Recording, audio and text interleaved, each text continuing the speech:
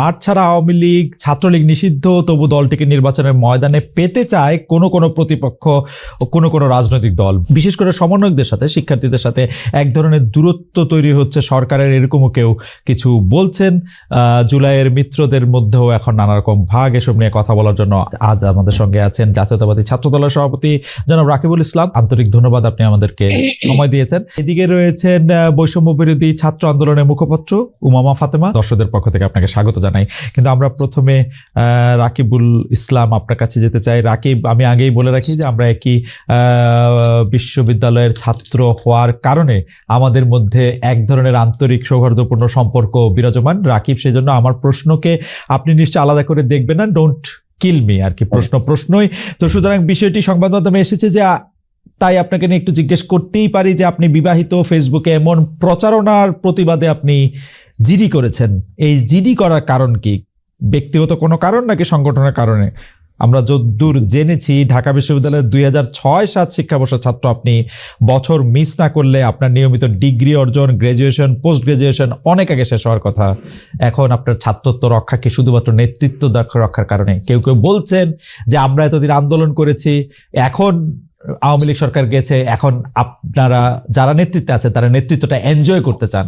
নেতৃত্বটা কতটা এনজয় করছেন জনাব রাকিবুল ইসলাম? ধন্যবাদ। প্রথমেই আমি আমার সরাসরি প্রশ্নের উত্তরে চলে যাচ্ছি যে জিডির বিষয়টি এসেছে, বিবাহিতের বিষয়টি। এটি হলো হঠাৎ করেই ঢাকা বিশ্ববিদ্যালয়ের শিক্ষার্থীদের একটি গ্রুপ রয়েছে, ফার্স্ট সোশ্যাল মিডিয়া গ্রুপ, সেখানে এবং আরেকটি সম্ভবত আওয়ামী লীগ মনা এবং হয়তো বা অপর সমর্থন মনা, সেখানে হঠাৎ করেই আমাদের দৃষ্টিগোচর হয় যে আমার নাকি সন্তান রয়েছে, আমি বিবাহিত, তাও একটি সন্তান নয়, 3 না 4টি সন্তান, এরকম একটি বিষয় সামনে আসলো। তো আসার পর আমি স্বাভাবিকভাবে, এখন তো আমরা স্বাভাবিকভাবে এখানে আইনের আশ্রয় নেওয়া ছাড়া কোনো উপায় নেই, তাই আমরা আইনের আশ্রয় নিয়েছি এবং তাদেরকে যাচাই করতে বলেছি যে এই ধরনের মিথ্যা নিউজ যেন প্রচার করা না হয়। আর আমরা তো এখানে স্বাভাবিকভাবে যারা মডারেটর রয়েছে, অ্যাডমিন রয়েছে, তাদেরকে আমরা কোনো কিছু বলতে পারি না। আমরা খুবই নমনীয় এবং ভদ্রতার সহিত ক্যাম্পাসগুলোতে রাজনীতি করে যাচ্ছি। আমি ছাত্রদলের সভাপতি, কিন্তু আমি একজন কর্মীর মতো করে, একজন জেনারেল স্টুডেন্টের যে ধরনের অধিকার, সেই ধরনের বাস্তবতাই আমি আমার জীবনযাপন করে থাকি। সেজন্য আমি আইনের আশ্রয় নিয়েছি। দ্বিতীয়ত, আমি ঢাকা বিশ্ববিদ্যালয়ের 6-7 সেশনের পদার্থবিজ্ঞান ডিপার্টমেন্টের স্টুডেন্ট। তখন আমরা যখন 111-এ যখন আসার সুযোগ হয়, তারপর থেকে আমাদের ছাত্রলীগের, বিশেষ করে ফজলুল হক মুসলিম হলের স্টুডেন্ট ছিলাম। তো তৎকালীন সময় 111-এ ফজলুল হক মুসলিম হলে ছাত্রলীগের সাথে একটি বড় ধরনের সংঘর্ষ হয়। 111-এ ছাত্রলীগ হল দখল করে নেয়। তো দখল করার সময় ছাত্রদলের উপর করে হামলা চালায়। আমরা হল থেকে আমাদেরকে বের করে দেওয়া হয়। অথবা কার্জন হলে আমাদের, আমি না শুধু, আমাদের ফজলুল হক মুসলিম হলে আমরা যারা ছিলাম অধিকাংশের আওয়ামী লীগ ক্ষমতা আসা নিষিদ্ধ করে দেওয়া হয় আর কি। তো সেই বাস্তবতায় আমার প্রায় 2 ইয়ার ওই সময় আমি ক্যাম্পাসে যেতে পারতাম না। আমার অপর যারা বন্ধু বান্ধব যারা রয়েছে কিংবা সিনিয়র যারা ছিল এবং ইমিডিয়েট জুনিয়র যারা ছিল, তাদের অনেকেই শিক্ষা জীবন শেষ করতে পারেন। আমি তারপরও 2009 সালের পর থেকে বিশেষ করে অনেক কৌশল করে এখানে আমাদের সাদা দলের যে শিক্ষক ছিল তৎকালীন সময় উবায়েদ স্যার শিক্ষক সমিতির সভাপতি নির্বাচিত হতে পেরেছিলাম, মামুন স্যার শিক্ষক সমিতির সভাপতি সাধারণ সম্পাদক নির্বাচিত হতে পেরেছিলাম। তারা সর্বাত্মক সহযোগিতা করেছে, সেজন্য আমি অনার্স সার্টিফিকেট পেয়েছি, আমি শিক্ষা জীবন শেষ করতে পেরেছি। কিন্তু আমার যারা সহযোদ্ধা বন্ধু ছিল, ফজলুল হক মুসলিম হলে তাদের আবাসন ছিল, তাদের অনেকেই তারা পড়াশোনা জীবন, শিক্ষা জীবন শেষ করতে পারে শুধুমাত্র ছাত্রলীগের। তো পেছনের গল্পটা হলো এটা। পরবর্তীতে আমরা আবারও যখন আওয়ামী লীগ আসলো, তখন 14 সালের পরে আমি আবারও মাস্টার্সের জন্য ট্রাই করলাম 15 সালে। তখন যেহেতু তারা অবৈধ নির্বাচন করে ফেললো এবং আমরা একটি আন্দোলনে গিয়েছি, সেই আন্দোলনে আমরা সফলতা মনে অতঃপর ক্যাম্পাসে বারবার আমাদের উপর হামলা করা হয়েছে। আমি মাস্টার্স আমাকে কমপ্লিট করতে দেওয়া হয়নি। আমি 2 টাইম আমি কোনো মতে ভর্তি হয়ে, এবং আপনি হয়তো জেনে থাকবেন ঢাকা বিশ্ববিদ্যালয় পদার্থবিজ্ঞান ডিপার্টমেন্টে পড়াশোনা করা ছাড়া কারো পাশ করার কোনো নজির নেই, এবং 4th ইয়ারে প্রায় স্টিল নাও 40% স্টুডেন্ট ফেল করে, মানে স্বাভাবিক ভাবে যারা পড়াশোনা করে তাদেরকেও, অর্থাৎ ঢাকা বিশ্ববিদ্যালয় পদার্থবিজ্ঞান এবং ম্যাথমেটিক্স এই প্রবলেমটা রয়েছে। তো তারপরও আল্লাহর রহমতে আমি সর্বোচ্চ ভাবে পলিটিক্স করার পরও, রাজনীতিতে সময় দেওয়ার পরও আমি শিক্ষা জীবন শেষ করতে পেরেছি। এটি হলো আমাদের সেই আন্দোলন সংগ্রাম এবং আমাদের শিক্ষা জীবন জীবনের রাকিব সোনালী দিনগুলো। রাকিব আপনার শিক্ষা জীবন রাকিব রাকিব আমাদের রাকিব আপনার শিক্ষা জীবন কবে শেষ হয়েছে? হয়েছে রাকিব আপনার শিক্ষা জীবন কবে শেষ হয়েছে? জি, পরবর্তীতে 14 সালে যখন শেষ হওয়ার পরে যখন অনার্স রেজাল্ট দিল, তারপর মাস্টার্স জীবন 2বার ভর্তি হয়েছি, আমাকে করতে দেওয়া হয়নি।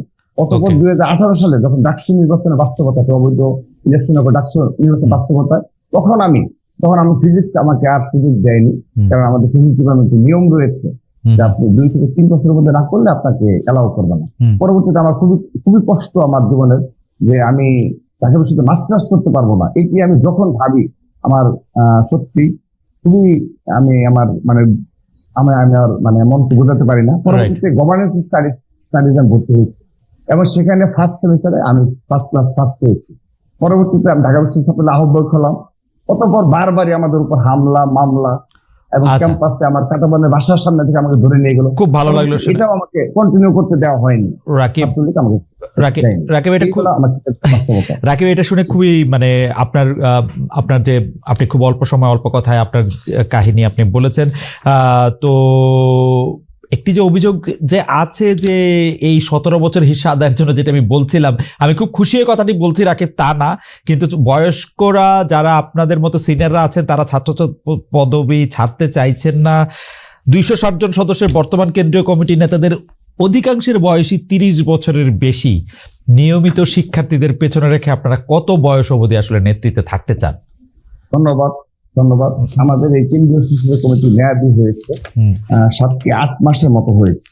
তো তৎকালীন সময় একটা বাস্তবতা ছিল, যেহেতু জুলাই আগস্টে একটা বাস্তবতা তৈরি হয়েছে, আমরা সে বিষয়ে অবগত রয়েছি, আমাদের হাইকমান্ড অবগত রয়েছে। আমরা সেজন্য ইতিমধ্যে আমরা সিদ্ধান্ত নিয়েছি বাংলাদেশের সকল শিক্ষা প্রতিষ্ঠানগুলোতে, যেগুলোতে আমরা দীর্ঘদিন ক্যাম্পাসে আমাদেরকে প্রবেশই করতে দেওয়া হয়নি, সেখানে আমরা একদম নিয়মিত স্টুডেন্টদের হাতে দায়িত্ব দিয়ে দিচ্ছি। স্টেপ বাই স্টেপ কেন্দ্রীয় সংসদে নিয়মিত স্টুডেন্টদের হাতে দায়িত্ব দিয়ে আমরা বিদায় নেব। খুব দ্রুততম সময়ে এই কাজগুলো ইনশাআল্লাহ সম্পূর্ণ হবে। আপনি এমন নয় দ্রুততম সময়, মানে দ্রুততম সময় তো নানা ধরনের দ্রুততম সময় আছে, মানে 4 বছর 5 বছর অনেক সময় দ্রুততম সময়, মানে ওরকম না। আমাদের সংগঠনের দ্রুততম সময় এটি বোঝায় না, খালি আমাদের কি বোঝায় সময়, আমাদের মেয়াদ থেকে 2 বছর, কিন্তু আমরা 2 বছর না, আমরা টার্গেট নিচ্ছি যে আমরা খুব হয়তো 3 মাসের মধ্যে আমরা আমাদের কলেজ কমিটি গুলো সেই কমিটি সম্পন্ন করতে পারবো।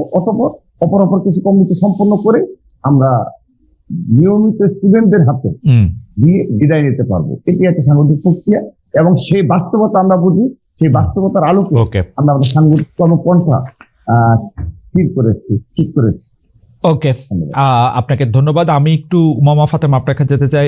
উমামা ফাতেমা, আমরা দেখেছি যে আপনি সরকারের খুব সমালোচনাই করে থাকেন বা করেছেন, মানে সরকারের বয়স মাত্র 100 দিনের মতো, সেইখানে সরকার, আপনি জানেন যে সরকারের কতগুলি অনেক বাস্তবতা রয়েছে। এই সরকারকে আসলে একটা পুলিশের আস্থা থেকে শুরু করে সাধারণ জনগণের আস্থা, একটা স্মুথ ট্রানজিশন, অনেক কিছু করা হয়েছে।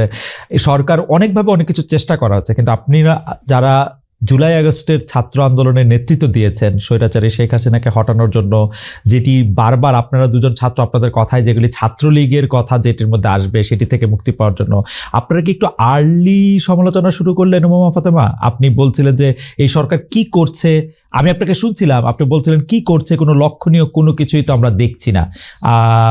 আবার আপনি বলেছেন যতক্ষণ না পর্যন্ত বাজারে জিনিসপত্রের দাম না কমবে ততক্ষণ পর্যন্ত সরকারকে আপনি কোনো নম্বর দিতে চান না।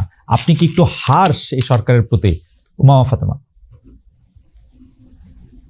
ধন্যবাদ আপনাকে আমাকে আপনার প্রোগ্রামটিতে ইনভাইট করার জন্য। আমি এখানে আসলে উত্তরটা দেয়া একটু ব্যাকে যেতে হবে যে কেন আসলে আমি এই ফর্মে সমালোচনা করি। আমি যখন ঢাকা বিশ্ববিদ্যালয়ে অনার্সে ভর্তি হয়েছিলাম তখন আমি বাংলাদেশ ছাত্র ফেডারেশনের সাথে রাজনীতি শুরু করি।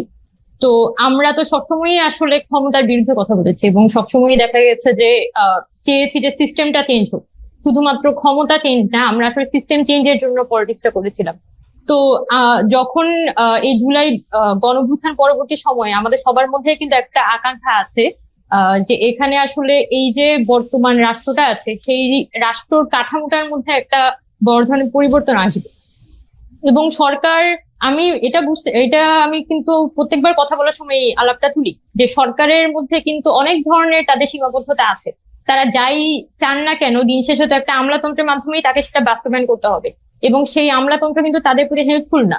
কিন্তু আমার যেটা সমালোচনার জায়গাটা, সেটা হচ্ছে গভর্নমেন্ট ক্ষমতায় নেওয়ার সাথে সাথে এখানে কিন্তু বিভিন্ন সিভিল সোসাইটি বলি বা পলিটিক্যাল পার্টিও বলি বা আমরা ছাত্ররা বলি, আমরা কিন্তু বারবার এখানে বলে যাচ্ছিলাম যে আপনারা আহতদের ব্যাপারে একটা পরিকল্পনা সাজান। এখানে কি ফর্মে আপনারা তাদেরকে সেবাটা দিবেন সেটার একটা পরিকল্পনা সাজিয়ে আপনারা জাতির সামনে প্রকাশ করুন, যাতে এটা নিয়ে কোনো তৃতীয় পক্ষের সুযোগ না নিতে পারে।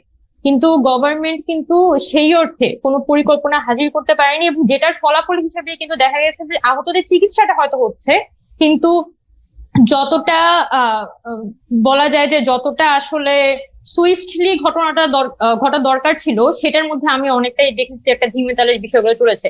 আবার দ্রব্যমূল্যের ক্ষেত্রেও সরকারকে কিন্তু যখনই জিজ্ঞেস করা হচ্ছে আপনারা আসলে সিন্ডিকেট ভাঙার নিয়ে আপনাদের কি পদক্ষেপ, তারা কিন্তু পরিষ্কার কোনো জবাব দিতে পারছে না। তারা মানে এটা জনগণের সাথে যে একটা কানেক্টিভিটি, একটা গভর্নমেন্টের তো যদি আপনি একটা পলিটিক্যাল গভর্নমেন্ট দেখেন, পলিটিক্যাল সরকার সবসময় কিন্তু তার একটা চেইন অফ কমান্ড থাকে, একদম রুট লেভেল পর্যন্ত তার এক কর্মী থাকে যার মাধ্যমে সে কিন্তু তার যে প্রচারণাটা সেটা করতে পারে।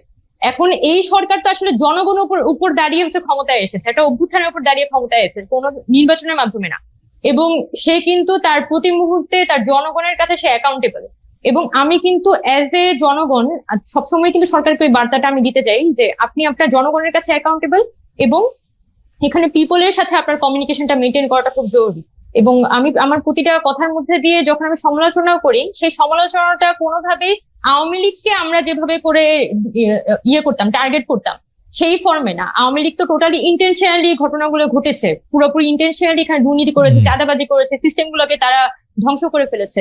কিন্তু এই গভর্নমেন্টে যেটা হয়েছে, বিগত সরকারের রেখে যাওয়া যে ধ্বংসাবশেষ, সেটার উপর দাঁড়িয়ে একটা নতুন রাষ্ট্রে তাদের কাজ করতে হচ্ছে।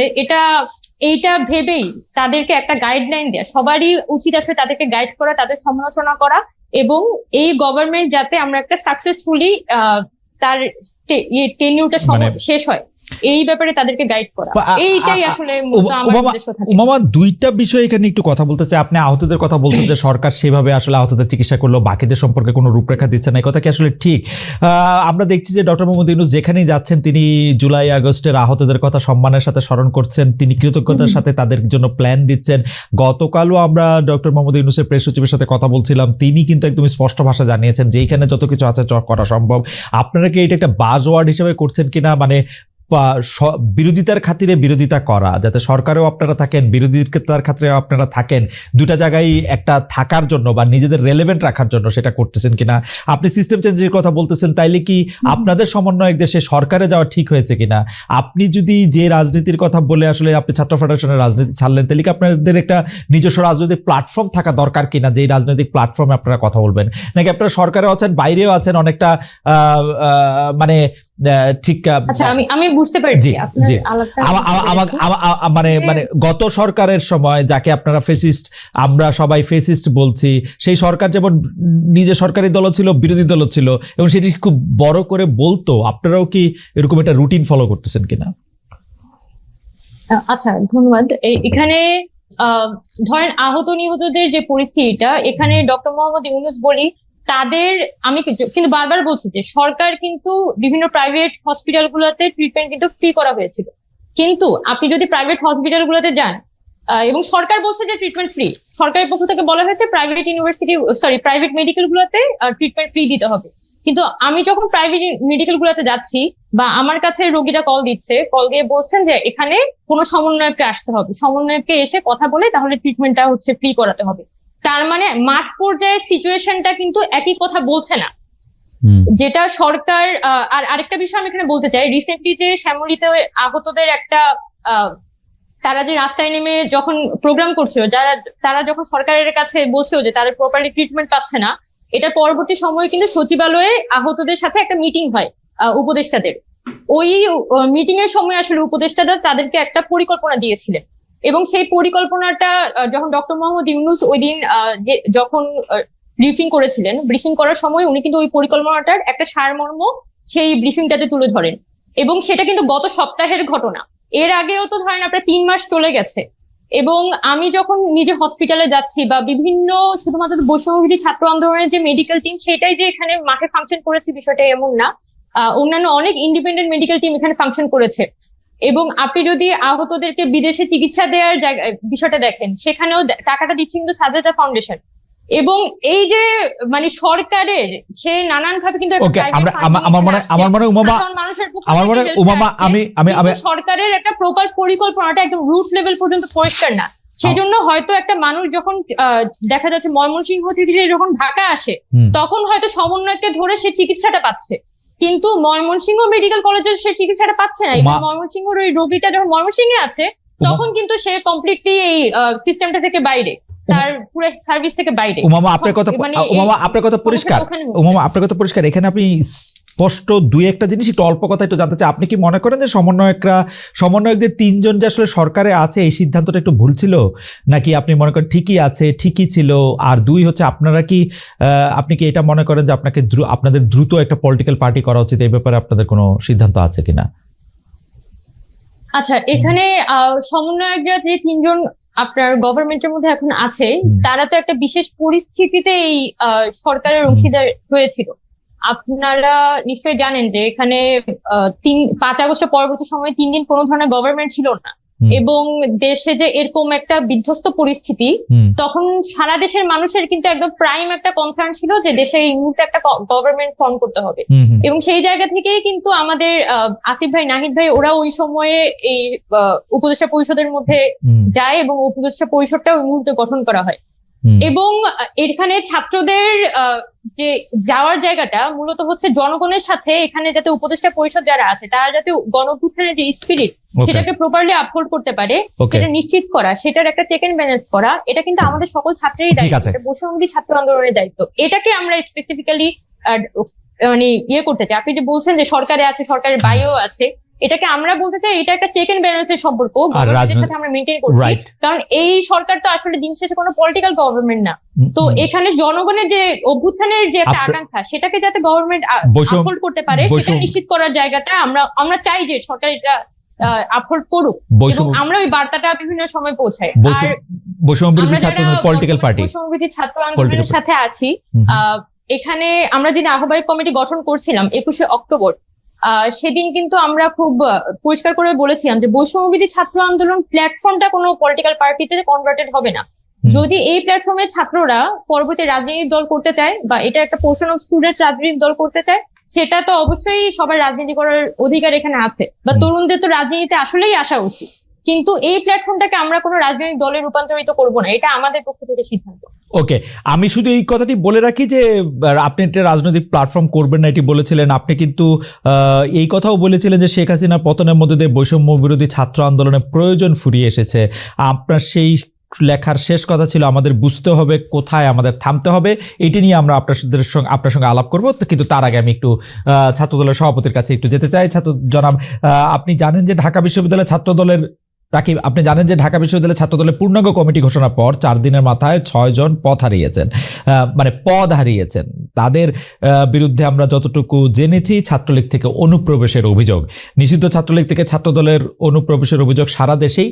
এটা ঠেকাতে আপনারা কি করছেন? আমাদের অনেকগুলি প্রশ্ন রয়েছে, আপনি একটু দ্রুত এর জবাব দিলে ভালো হয়। ছাত্রলীগের অনুপ্রবেশকারী ছাত্রদলে বহিষ্কার, আপনারা কি করছেন এটা নিয়ে?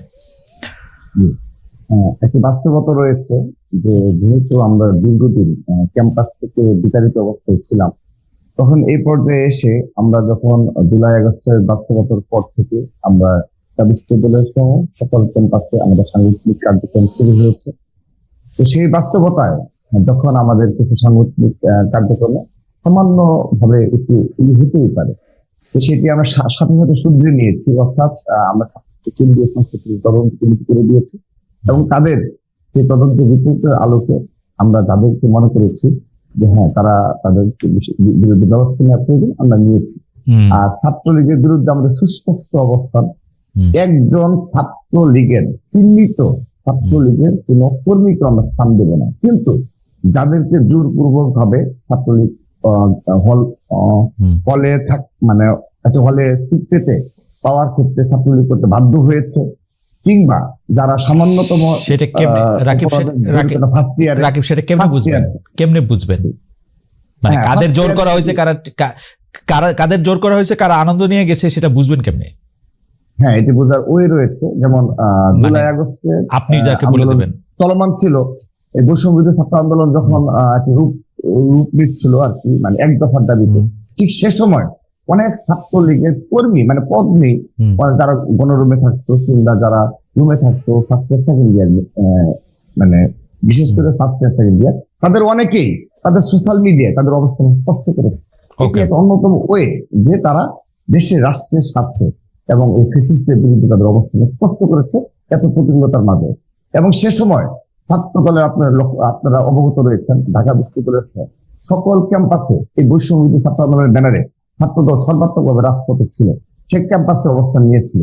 সে কারণে সে সময় যারা আমাদের সাথে যোগাযোগ করেছে তাদেরকে আমরা স্থান দিয়েছি। ওকে, এটি ধন্যবাদ।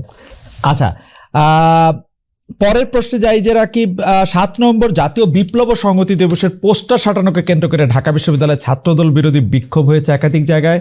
সেখানে ছাত্র রাজনীতি নিষিদ্ধের বিরুদ্ধে বা পক্ষে মিছিল হয়েছে। এ থেকে আপনারা কি বার্তা নিলেন?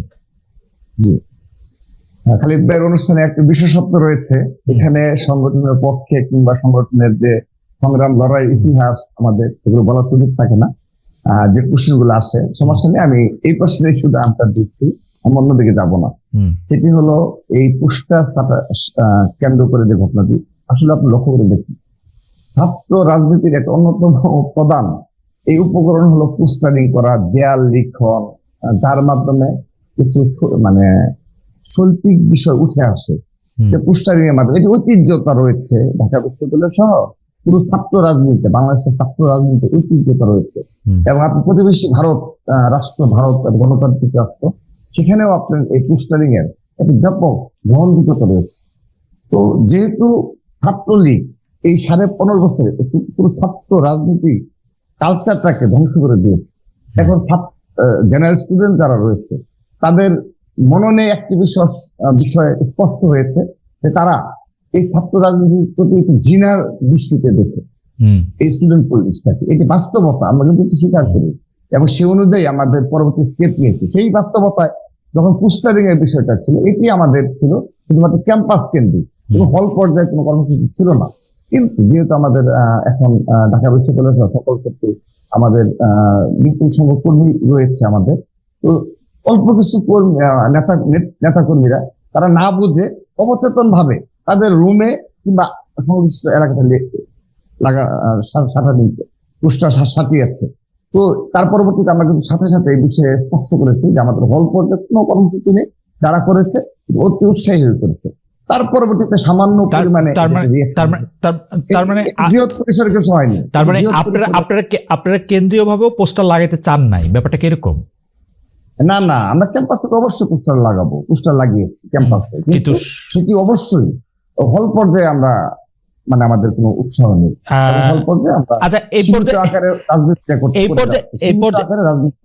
এই পর্যায়ে ছাত্র দলের সভাপতির কাছে আমি আরেকটু জানতে চাইবো যে শিক্ষাঙ্গনের লেজুর ভিত্তিক ছাত্র রাজনীতির বন্ধের দাবি ছিল জুলাই আন্দোলন থেকে, যে লেজুর ভিত্তিক সংগঠন হবে না ছাত্র সংগঠনের মধ্যে। এই দাবি এখনো হারিয়ে যায়নি। আমরা মোমা ফাতেমার কাছেও এটি জানতে চাইবো যে এটি বেশ প্রকাশ্যভাবে আছে, কিন্তু আপনারা কি বিএনপির নেতৃত্বের লেজুর হয়েই থাকতে চান বা বিএনপির লেজুর হয়ে থাকতে চান? 24-এর এই আন্দোলনের পরে নতুন করে কিছু ভাবছেন কিনা? বৈষম্য বিরোধী সরকারের মন্ত্রী বৈষম্য বিরোধী এরা কিন্তু সরকারের মন্ত্রী উপদেষ্টা লেজুর না হয়ে অলরেডি এখন একটা শরীরে পরিণত হয়েছেন, তাদের একটা আলাদা জায়গা দেখা যাচ্ছে, কিন্তু সেইটা কিন্তু আমরা ছাত্রদল থেকে পাচ্ছি না। এই ব্যাপারটা কি আপনি একটু দেখবেন কিনা, দেখছেন কিনা? জি অবশ্যই স্পষ্ট করছি। একটু এটা একটু সময় দিতে হবে, এটি হলো যখন জুলাই আগস্ট আন্দোলন চলমান ছিল, বৈষম্যবিরোধী ছাত্রদের ব্যানার সংগঠিত হলো, বিশেষ করে 8 জুলাইয়ের পর থেকে আমাদের এই নেতৃত্বে যারা ছিল সমন্বয়, বিশেষ করে নাহিদ আসিফ সহ তারা নেতৃত্বে ছিল। পরবর্তীতে ওরা গ্রেপ্তার হওয়ার পরবর্তীতে যে মানে ওদেরকে ডিবি অফিসে নিয়ে যাওয়ার পরে তারা নেতৃত্ব ছিল, তারা সবাই আমার সাথে সরাসরি এবং আমার সাধারণ সম্পাদক এবং ঢাকা বিশ্ববিদ্যালয়ে যারা আমার নেতৃত্বে রয়েছে, এই ছাত্র দলের শীর্ষ নেতৃত্বের সাথে তারা বারংবার প্রতিটি কর্মসূচির ক্ষেত্রে আমাদের পরামর্শ নিয়ে কর্মসূচি দিয়েছে।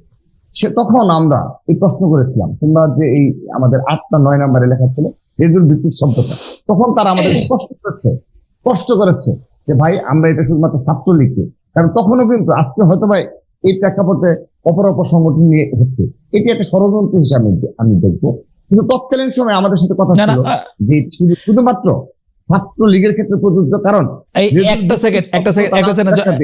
একটা সেকেন্ড জনাব রাকিব, আমি অন্য প্রসঙ্গে যাওয়ার আগে এইটা একটু উমামা ফাতেমার কাছে জানতে চাই। উমামা ফাতেমা, আপনি কি জনাব রাকিবের সাথে একমত যে এটি আসলে শুধু ছাত্রলীগের জন্য প্রযোজ্য ছিল? না, আপনার কাছে আমি আসবো জনাব ইসলাম, আমি এক্ষুনি আসবো। আমি জাস্ট এক লাইন একটু উমামার থেকে শুনতে চাই যে উমামা, এটি কি মানে আপনাদের এটাই উদ্দেশ্য ছিল যে লেজুর ভিত্তিক ছাত্র রাজনীতি বলতে আপনারা শুধু ছাত্রলীগকেই বুঝিয়েছেন? উমামা, আচ্ছা, হ্যালো, আপনার কথা একটু কেটে আসছিল। উমামা, লেজুর ভিত্তি মানে লেজুর ভিত্তিক ছাত্র রাজনীতি বলতে আপনারা শুধু ছাত্রলীগকেই বুঝিয়েছেন কিনা, নাকি সকল ছাত্র সংগঠনকে? আচ্ছা, যখন এই 9 দফা দাবিটি দেওয়া হয়েছিল, সেই 9 দফা দাবির দেওয়ার প্রেক্ষাপট আপনারা সবাই জানেন যে কি পরিস্থিতির মধ্যে, তখন দেশে কোথাও ইন্টারনেট ছিল না, এরকম একটা পরিস্থিতির মধ্যে কিন্তু এই 9 দফা দাবি দেওয়া হচ্ছিল। আবার ক্যাম্পাসে কিন্তু দীর্ঘদিন ধরেই এই 9 দফার বাইরে গিয়েও ক্যাম্পাসে দীর্ঘদিন ধরে এই ধরনের লেজুর ভিত্তিক যে ছাত্র রাজনীতি, যেখানে শুধুমাত্র হচ্ছে যে জাতীয় রাজনীতি বা জাতীয় দলের পারপাস সার্ভ করার জন্য হচ্ছে ক্যাম্পাসগুলোতে এক ধরনের ছাত্র সংগঠনগুলো ফাংশন করে, সেই ধরনের ছাত্র রাজনীতি আসলে ছাত্রদের কাছে দীর্ঘদিন ধরেই আসলে পপুলারিটি হারিয়েছে। তো ছাত্রদের মধ্যে থেকে বিশেষ করে বুয়েটে যখন আবরার ফাহাদ মারা যাওয়ার পরে, না উমামা, আপনার সঙ্গে আমরা বড় করে কথা বলতে আসবো। যেহেতু রাকিবুল ইসলামকে আমি মাঝখানে থামিয়েছি, আপনি এক লাইনে এটা বলবেন। রাকিবুল ইসলাম স্পষ্ট বলেছেন যে এরকম না, লেজুভিত্তিক ছাত্র রাজনীতি এটা একটা সংস্কৃতি, এটা শুধুমাত্র তো ছাত্রলীগকে সিগনিফাই করে, বিষয়টা এরকম না। ছাত্রলীগ স্পেসিফিক্যালি ওই সময় একটা আতঙ্ক ছিল, তবে লেজুভিত্তিক ছাত্র রাজনীতি অবশ্যই এটা একটা স্পেসিফিক টার্ম যেটা আসলেই ক্যাম্পাসগুলোতে আছে এবং বাংলাদেশের উমামা, আপনাকে অনেক ধন্যবাদ। জনাব ইসলাম, আপনি কন্টিনিউ করবেন, আমরা আবার উমামার কাছে ফিরবো, কিন্তু আমরা জনাব রাকিবকে একটু শুনতে চাই। কিন্তু জনাব রাকিব, লেজুর ভিত্তিক ছাত্র রাজনীতি সম্পর্কে কিন্তু আমি সংস্কৃতিটাই বুঝেছি, আমি উমামার সাথে একদম একমত। জি, ব্যাখ্যা দেন। তৎকালীন সময় খালিদ ভাই হয়তো বা আমরা যাদের সাথে দেশ সমন্বয়করা এই আন্দোলন পরিচালনা করেছে, তৎকালীন সময় যে বাস্তবতা ছিল, সেই বাস্তবতায় আমাদের উমামার সাথে আমাদের যোগাযোগ ছিল না। তো এটা আমাদের যাদের সাথে নিজেও স্পষ্ট করেছে যে তৎকালীন সময় ইন্টারনেট ছিল না। তৎকালীন সময় আমি আবারও স্পষ্ট করছি, যে সকল নেতৃবৃন্দ সমন্বয়করা ছিল, কাদের যারা ছিল, তাদের সবার সাথে আমাদের কথা হয়েছে। আমি এবং আমাদের সাধারণ সম্পাদক আমরা বারবার গ্রুপ করে কথা বলেছি, এই ইস্যুতে কথা বলেছি। তখন তারা বারবার এই ছাত্র দলের যে এই যে জুলাইয়ের শুরু থেকে যে সমর্থন এবং আমাদের সারা ক্যাম্পাস গুলোতে বিশেষ করে কার্জন হলে সংঘর্ষে আমাদের যে ছাত্র দলের নেতা কর্মীরা যে প্রতিরোধ গড়ে তুলেছে, সেগুলো তারা খুবই কৃতজ্ঞ চিত্তে স্মরণ করেছে এবং তারা আমাদের বারবার আশ্বস্ত করেছে এই টার্মটি শুধুমাত্র ছাত্রলীগের। আচ্ছা, ঠিক আছে, এখন ঠিক আছে, আমি শেষ করে দিচ্ছি ভাই। এখন যখন খুনি হাসিনা পালিয়ে গেছে, ছাত্রলীগ ধ্বংস হয়ে গেছে, এখন যদি আপনি এগুলোর মাধ্যমে এই লেজুভিত্তিক দিয়ে এই আন্দোলন সংগ্রামে বিগত 15.5 বছরে একমাত্র সবচেয়ে বেশি নির্যাতিত প্রকাশ্য রাজনীতির মাধ্যমে একমাত্র নির্যাতিত ছাত্র সংগঠন গুম খুন, শত শত নেতাকর্মী গুম খুন হয়েছে। এই সর্বশেষ জুলাই আগস্ট আন্দোলনে আমাদের 150 ছাত্র নেতাকর্মী হত্যা করা হয়েছে। এই বাস্তবতায় আপনি ছাত্রলীগের মতো করে ছাত্রলীগকে নিয়ে বলেন, এটি খুবই দুঃখজনক। এটি জুলাই আগস্টের বিপ্লবের পরিপন্থী এবং আপনি এটি খুবই দুঃখজনক যে আপনি একই চোখে ছাত্রলীগ এবং না, এটি একই চোখে না। জনাব রাকিবুল ইসলাম, আপনি কি মনে করেন যে ছাত্র দল বিএনপির অঙ্গ সংগঠন হয়ে যেটি হলো যে সহযোগী, আচ্ছা না, নামে তো সহযোগী সংগঠন, সারাক্ষণ তো স্লোগান দেন হচ্ছে বিএনপি নেতা নেত্রীদের, তাই তো? না, এখানে আমাদের একটু স্পষ্ট করে খালিদ ভাই, তাহলে আপনি না মানে আপনাদের স্লোগান কিছু চেঞ্জ হয়েছে। ছাত্রলীগ তো আমাদেরকে শেখ হাসিনা ছাড়া কিচ্ছু শোনায় নাই কয়দিন। শেখ হাসিনার নাম করে করে যত অন্যায়, যত অত্যাচার, যত কিছু সবকিছু করছে শেখ হাসিনার নাম করে। আমাদের পরিবর্তন হয়েছে, আপনাদের স্লোগান দুইটা একটা বলেন তো, একটু শুনি। আমাদের ইতিমধ্যে আমরা ছাত্রদের একটা বুকলেট করেছি, যেগুলো কয়েক লক্ষ বুকলেট আমরা সারা দেশে প্রস্তুত, ওকে, এবং সেখানে আমাদের ছাত্র দলের এখানে কোনো বিএনপি কোনো শব্দ নেই, শুধুমাত্র ছাত্র দলের 31 ছাত্র দলের পক্ষ থেকে আমাদের কাছে প্রতিশ্রুতি আমরা সেই লিপিবদ্ধ করেছি, এবং এই বক্তব্যগুলো জেনারেল স্টুডেন্টদের দিচ্ছি। এখন এই প্রতিশ্রুতিগুলো কি? যেমন আমাদের যে শিক্ষা ব্যবস্থা, একটি এক্সাম্পল দিচ্ছি আমি, সার্টিফিকেট নিয়ে তো আমাদের প্ল্যানিং করে আমরা আমাদের একটা রিসার্চ সেল রয়েছে ছাত্র দলের, রিসার্চ আমরা বসে বললাম যে নতুন কি চালু মানে নিয়ে স্টুডেন্টের কাছে যাওয়া যায়, অর্থাৎ উৎপাদনমুখী, কর্মমুখী এবং জীবনমুখী শিক্ষা প্রণয়ন করতে হবে। অর্থাৎ শিক্ষাবিদদের, বিশিষ্ট শিক্ষাবিদদের নিয়ে একটি কমিশন করে, একদিনে হবে না, কিন্তু এই দিকে এই শিক্ষা ব্যবস্থা নিয়ে যেতে হবে। সার্টিফিকেট নিয়ে করব না, সেখানে জীবনমুখী, কর্মমুখী এবং উৎপাদনমুখী, যেটি শহীদ রাষ্ট্রপতি জিয়া রহমান সময় আপনাদের প্রতিষ্ঠা লগ্ন ছিল। আমরা এটি নিয়ে আমি আপনাকে শেষ করে দিচ্ছি। বিএনপির ভারপ্রাপ্ত চেয়ারম্যান, আমাদের ছাত্রদের সাংগঠনিক অভিভাবক জনাব তারেক রহমানের সাথে আমরা বৈঠক করেছি। তাকে আমরা বলেছি যে ছাত্রদলের পক্ষ থেকে আমাদের এই দাবিগুলো ছিল, আপনি আপনার মতামতটা জানতে চাই। তখন তিনি আমাদের আশ্বস্ত করেছেন যদি বিএনপি জনগণের ভোটে ক্ষমতায় আসতে পারে, ছাত্র দলের এই ইস্যুটাকে তিনি প্রায়োরিটি দিবেন। এরকম আর 5 থেকে 7টা ইস্যু আমরা তার সাথে বোঝাপড়া করেছি। এখন এটি কি লেজিটিমেট হয়ে গেল? এটি কি লেজিটিমেট হয়ে গেল? Let me finish. অন্যায় হয়ে গেল? এটি কি রাজনীতির সাথে সামঞ্জস্য যায় না? এটি না, তিনি তো আমি ছাত্রলীগ বাংলাদেশে রাজনীতি করতে গিয়ে যে 4-5টা মানে অসংখ্য কাজ করেছে, যে 4-5টা কাজ আমি বাছাই করেছি, আপনি শুধু আমারে বলেন যে এগুলি করবেন কি করবেন না। হল দখল করে ছাত্রছাত্রীদের একটি নির্দিষ্ট রাজনৈতিক দল করতে, মিছিল করতে বাধ্য করবেন কি করবেন না? ধন্যবাদ খালিদ ভাই। ওয়াদা করলাম সবার সামনে, এবং আমি আজকের দিন শুধু নয়, আগামী ছাত্র রাজনীতি আমরা যেভাবে ঘুরে দিয়ে যাচ্ছি, থ্যাংক ইউ সো মাচ, প্রতিজ্ঞা করলাম, আমি প্রতিজ্ঞা করলাম, হল দখল, রুম দখল, ক্যাম্পাস দখলের কোনো কিছু যদি ছাত্রদল করে থাকে আমি এই দল থেকে পদত্যাগ করবো, আমি ওয়াদা করলাম। কিন্তু কোন বিচ্ছিন্ন ঘটনার কারণে, সামান্যতম আপনি টেকনাফের কোন ঘটনার কারণে আপনি যদি বলেন, আচ্ছা ওকে, আমরা আপনার বক্তব্য নিশ্চয়ই এটা অন রেকর্ড থাকলো, মানুষ এটা দেখবে। আমি বলতে চাই, বিশ্ববিদ্যালয়ের ভিসি নিয়োগ থেকে শিক্ষক নিয়োগ, শিক্ষক রাজনীতি, শিক্ষকদের পদায়ন, ডিনের নিয়োগ, আমি আবারও বলছি, যেগুলি ছাত্রলীগ না হইলে যেগুলি হইতো না, সেগুলি আপনারা করবেন কিনা ছাত্রদল? আমি ওয়াদা করছি, আমি জাতির সামনে ওয়াদা করছি, আমি আমার সংগঠনের পক্ষ থেকে ওয়াদা করছি, আমরা সেই রাজনীতি পুরোপুরি বিলুপ্ত ঘোষণা করেছি, এবং যারা সামান্যতম এই ধরনের প্রভাব প্রতিপত্তিময় পেশিভিত্তিক রাজনীতি আমাদের একজন কর্মীও করতে চায়, তাকে আমরা সংগঠনে বহিষ্কার করবো, আমাদের স্পষ্ট সিদ্ধান্ত। এবং আরেকটি এই পারপাসে আমি একটা কথা বলি, আমরা ছাত্রদলের সভাপতি, সাধারণ সম্পাদক সহ সুপার 5 সহ শীর্ষ নেতৃত্ব সারা দেশ ভ্রমণ করছি। কোথাও আপনার কোনো শোডাউন, কোন প্রকার কোনো মানে একজন সাধারণ ছাত্র হিসাবে যে ধরনের আচরণ, তার বাইরে কোনো আচরণ কিংবা কোনো প্রোটোকল পেয়েছেন কিনা, এটি 3 মাসে আমি পরিবর্তন। আপনারা তো এখনো ক্ষমতায় আসেন নাই, তবু কিছু কথা তো শুনি। আচ্ছা 2টা বার, আমাদের সময় নাই। রাকিব, আপনারা পাইছি আর পাবো না। আপনি যেহেতু প্রতিজ্ঞা করতেছেন, আরো 2টা বিষয় আমার একটু প্রতিজ্ঞা করা দরকার। কলেজ বা বিশ্ববিদ্যালয় ক্যাম্পাসে কোনো ভবন, কোনো অন্য কোন স্থাপনার ক্ষেত্রে চাঁদাবাজি করবেন কি করবেন না?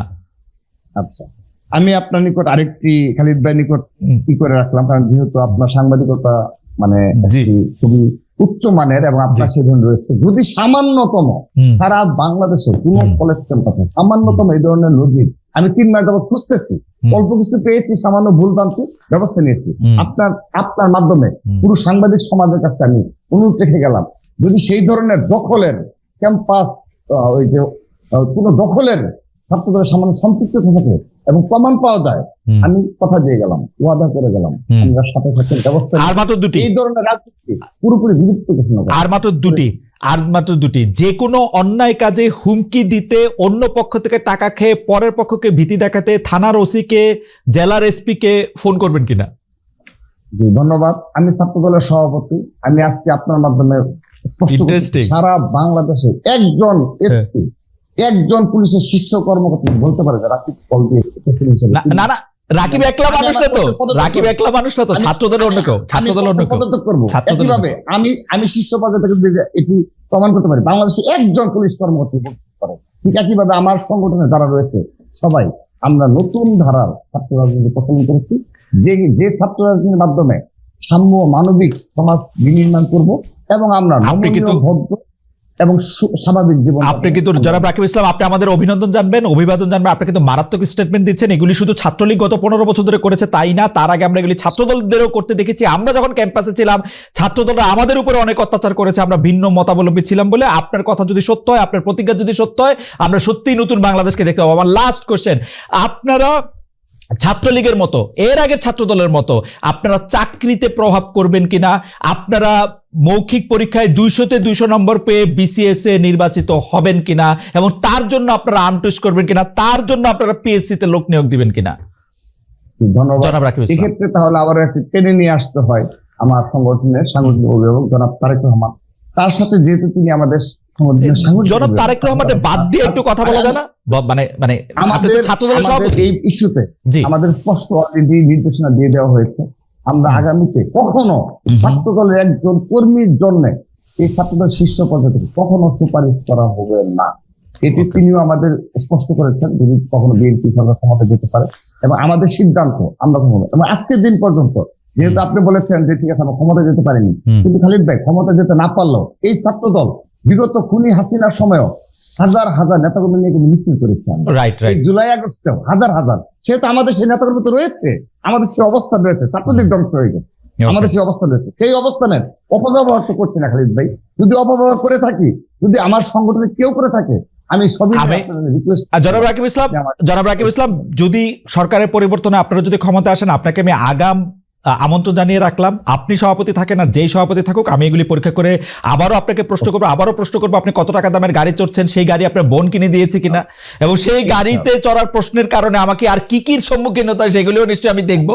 আমি শেষ করে দেই তাহলে কিন্তু সময় দিন। এবং আপনার আয়ের উৎস, আপনার আয়ের উৎস, আমি ভয়ে আপনার আয়ের উৎস, আমার গাড়ি কেনার আপনার আয়ের উৎস, আপনার দলের আয়ের উৎস, এগুলি সবই জিজ্ঞেস করবো আমি। ঠিক আছে, জি জি, আপনার সাথে আমার দেখা হবে। ধন্যবাদ। আমি প্রস্তুত রইলাম। আমি বলি শুধু আমার গাড়ি কেনার সামর্থ্য থাকা সত্ত্বেও হ্যাঁ, আমি গাড়ি কিনে সেই সামর্থ্য কোত্থেকে আসছে? সেই সামর্থ্য আসছে কোত্থেকে? নিউজ হবে আমার, সেই সামর্থ্য কোত্থেকে আমার আসছে? ব্যক্তিগত সামর্থ্য রয়েছে গাড়ি কিনা, ব্যক্তিগত সামর্থ্য অনেক আগে থেকে। মানে হ্যাঁ, ব্যক্তিগত সামর্থ্য অনেক আগে থেকে রয়েছে, কিন্তু আমি গাড়ি কিনছি না। আপনি চাকরি করেন? চাকরি যে করেন? নিউজ হওয়ার ভয় এবং মিথ্যাচারের ভয়। চাকরি করেন? ধন্যবাদ। চাকরি করেন আপনি? না না না না, আমার পারিবারিক ভাবেই বেশ কিছু বিজনেস রয়েছে আমার। আচ্ছা। দুই বড় ভাই, আল্লাহর রহমতে আওয়ামী লীগ 20 ডিস্টার্ব টাকা করেন বছর আপনাদের বাড়ি। বিজনেসে? তাদের আওয়ামী লীগ মাধ্যমে ডিস্টার্ব করেন আগে আপনাদের থেকে- বিজনেসে? না, আওয়ামী লীগ ডিস্টার্ব করেন আপনাদের বিজনেসে? না না, আমার ভাইয়ের ময়মনসিংহ এর সবচেয়ে বড় ইংলিশ মিডিয়াম স্কুলের মালিক আমার ও আচ্ছা আচ্ছা, very good very good very good very good. আপনাকে তবে আমরা আমরা আমরা রাকিবুল ইসলামকে অনেক ধন্যবাদ এবং কৃতজ্ঞতা জানাতে চাই। তিনি আমার 5টি বিষয়, যেটি আমি আসলে ছাত্রলীগের অন্যায় হিসেবে আমি চিহ্নিত করেছিলাম, যে হল দখল করা, ছাত্রদেরকে আসলে রুম দখল করা, ভিসি সহ বিশ্ববিদ্যালয়ের নিয়োগ, যে কোনো বিল্ডিং বা যে কোনো স্থাপনার ক্ষেত্রে আসলে চাঁদাবাজি করা, তারপরে হচ্ছে ওসি এসপিদের ফোন করে অন্যায়ভাবে প্রভাবিত করা, চাকরির ক্ষেত্রে বিভিন্ন প্রভাব করা, প্রত্যেকটি ক্ষেত্রে তিনি বলেছেন যে তার কোনোটি ছেলে এই ছাত্রদল করবে না। আমরা এটি দেখবো, আমরা নিশ্চয়ই পরীক্ষা করবো। দর্শক আপনাদের সঙ্গে থাকবেন। আমরা একটু উমামা ফাতেমার কাছে আসি। উমামা ফাতেমা, আপনি বলেছিলেন যে বৈষম্য বিরোধী ছাত্র আন্দোলনের প্রয়োজন ফুরিয়েছে, আপনি বলেছিলেন যে আমাদেরকে থামতে হবে, কিন্তু দেখা গেল যে আপনি আসলে বৈষম্য বিরোধী ছাত্র আন্দোলনে থামেননি, থেমে গেছেন ছাত্র ফেডারেশনের রাজনীতির থেকে।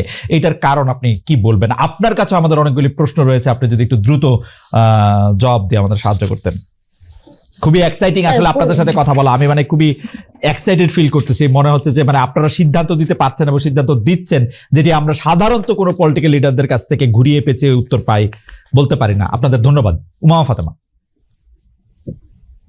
আচ্ছা, মানে উত্তরগুলো তো কঠিন উত্তর, মানে লম্বা উত্তর। আপনি শর্টে আচ্ছা না না, আচ্ছা আচ্ছা, দেন দেন দেন দেন দেন আপনি চেঞ্জ হয়ে যেতে জি পারে। জি, যতটা এরকম ভাবে না, উমামা উমামা মানে বলাটা উমামা উমামা যতটা না মানে যতটা পারা যায় একটু কনসাইজ করে বলেন, অসুবিধা নেই।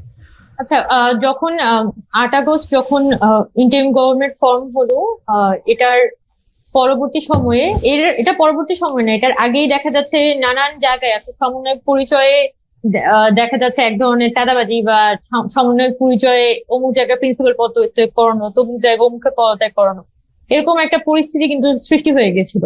তখন আরেকটা জিনিস এখানে আমি বলে রাখতে চাই যে এখানে অভ্যুত্থানের সময়টাতে এখন আমরা যতটা পরস্পরের সাথে কমিউনিকেট করতে পারি, যত বেশি কথাবার্তা বলতে পারি, ওই অভ্যুত্থান পরবর্তী সময়ে কিন্তু এই সুযোগগুলো আমাদের মধ্যে ছিল না, নিজেদের মধ্যে একবার বসাও আসলে হয়নি। তো যখন 10 আগস্ট আমি স্ট্যাটাসটি দিয়েছিলাম, কারণ আমার মধ্যে এরকম একটা অনুভূতি তৈরি হয়েছে যে এই যে অভ্যুত্থানের একটা প্ল্যাটফর্ম, সাধারণত দেখা যায় যে কোনো অভ্যুত্থান পরবর্তী সময়ে অভ্যুত্থানগুলো খুব বিফলে যায়, বা দেখা যায় যে যারা অভ্যুত্থান করেছে তারা আসলে আস্তে আস্তে জনপ্রিয়তা হারাতে থাকে। তো আমার ভিতর থেকে এরকম একটা ধারণা ছিল যে এই অভ্যুত্থানের যে প্ল্যাটফর্ম, সেটা তো শুধুমাত্র ছাত্রদের একটা প্ল্যাটফর্ম। তো এই জায়গাটাকে র্যাপ আপ করে এনে যেহেতু জনতা ছাত্র সবাই মিলেই আসলে অভ্যুত্থানটা হয়েছিল, তো সকলকে নিয়ে যদি আমরা মুভ করতে পারি সামনে, সেভাবে আগানোটা বেশি জরুরি। এবং আমি খুবই ওপেনলি কথাটা বলেছি, আমি কখনোই আমার মধ্যে কোনো লুকাছাপা এই ধরনের বিষয়গুলো ছিল না। এবং পরবর্তীকালে যখন বৈষম্যবিরোধী ছাত্র আন্দোলনের একটা আহ্বায়ক কমিটি করা হবে এরকম একটা পরিস্থিতি, তখন আমাকে আসলে প্রপোজ করা হয় যে আমি কি মুখপাত্র হতে চাই কিনা। তখন আমার ইয়েটা ছিল যে এখানে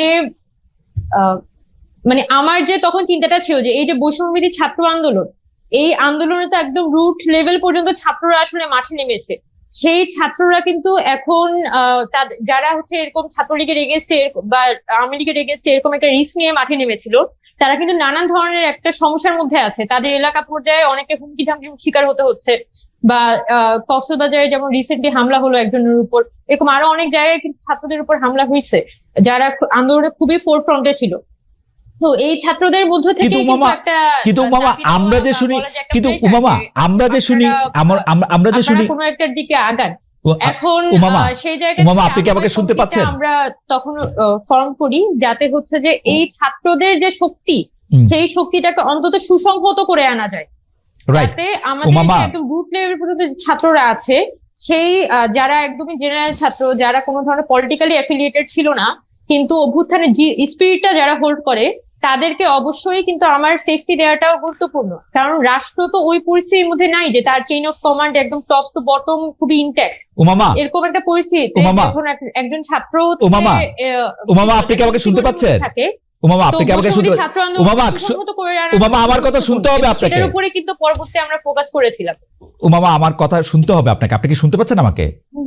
হ্যাঁ, একটু আপনার কথা না মানে আসছে না, পরিষ্কার ভাবে আসছে না। আচ্ছা ঠিক আছে, এখন কি শুনতে পাচ্ছেন? আমার একটা পরিষ্কার প্রশ্ন হচ্ছে, আমরা কিন্তু শুনতে পেয়েছি যে সাধারণ পর্যায়ে যেসব ছাত্রছাত্রীদেরকে আপনি একীভূত করার কথা বলছেন, সমন্বিত করা বলছেন, তারা বিভিন্ন জায়গায় তাদের নাম করে বিভিন্ন জায়গায়, আমি আপনাদের কথা বলছি না, আপনাদের নাম করে বিভিন্ন জায়গায় এই যে বিষয়গুলো আমি বললাম, চাঁদাবাজি, তদবির, হুমকি দেওয়া, জমি উদ্ধার করে দেওয়া, বিভিন্ন কিছু করা, সেগুলিকে মানে বৈষম্যবিরোধী ছাত্র আন্দোলনের নামে চলছে। আপনারা সমন্বয়করা কি এগুলি করছেন? আপনারা কি বিভিন্ন জায়গায় লিখে দিচ্ছেন এটা করো, ওটা করো, তদবির করো, বদলি করো, বাণিজ্য করো? Are you doing that? আচ্ছা, এখানে আমি যতটুকু আমার জায়গা থেকে বলতে পারি যে এখানে একদম রুট লেভেল পর্যন্ত যদি কেউ সমন্বয়ক পরিচয়ে এমন একটা ইলিগাল কাজ করতে চায়, একটা মামলা দিতে চায়, আমি যখন যতবারই টকশোতে কথা বলেছি বারবারই কিন্তু বলেছি যে এখানে কোনোভাবেই কেন দেশে তো ল অ্যান্ড অর্ডার রেস্টোর করাটা খুবই ইম্পর্টেন্ট, সেটা না করে সমন্বয়ক যখন মামলা দিতে যাবে সাথে সাথে কেন পুলিশ গিয়ে মামলাটা অ্যাকসেপ্ট করে নিবে? তার মানে তো ল অ্যান্ড অর্ডার আসলে রেস্টোর হয় না, এটাই তো আসলে মানে নির্দেশ করে। তো এসব এই পরিস্থিতির কারণে যেটা হয়েছে, সাধারণ জনগণের সাথেও কিন্তু সমন্বয়কদের একটা দূরত্ব তৈরি হয়েছে। কারণ সাধারণ জনগণ তো আর এটা করতে যাচ্ছে না, ভেরিফাই করতে যাচ্ছে না সে সমন্বয়ক কি সমন্বয়ক না।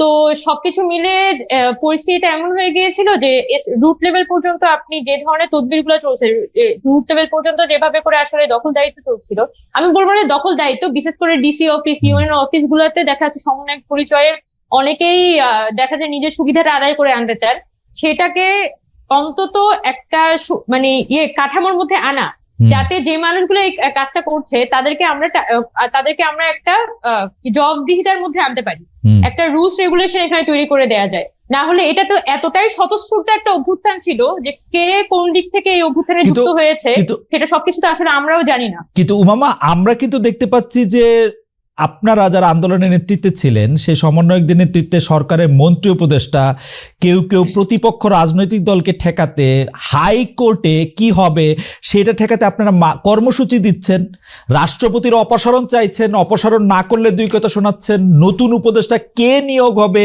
সেটি নিয়ে আপনারা করছেন। আপনাদেরকে তো ভয় এখন লাগতেছেই আমরা যারা সাধারণ নাগরিক আছে। আপনাদের তো মনে হচ্ছে আপনারা যেহেতু অভ্যুত্থানের নেতৃত্ব দিয়েছেন, এখন আপনাদের কথাই আমাদের শুনতে হবে, সেটা ন্যায় হোক অন্যায় হোক, এই মুহূর্তের বাস্তবতা হোক। আপনারা কি এইটাই চাইছেন যে আমি সমন্বয়ক উমামা বলছি এসপি সাহেব কেসটি ড্রপ করুন, ওরকম হইতে চাচ্ছেন আপনারা? না, ওরকম ইন্টেনশন থাকলে তো আসলে এখানে আরো অনেক কিছু হওয়া সম্ভব ছিল। আমরা আসলে চাই আসলে মানুষকে সার্ভ করতে।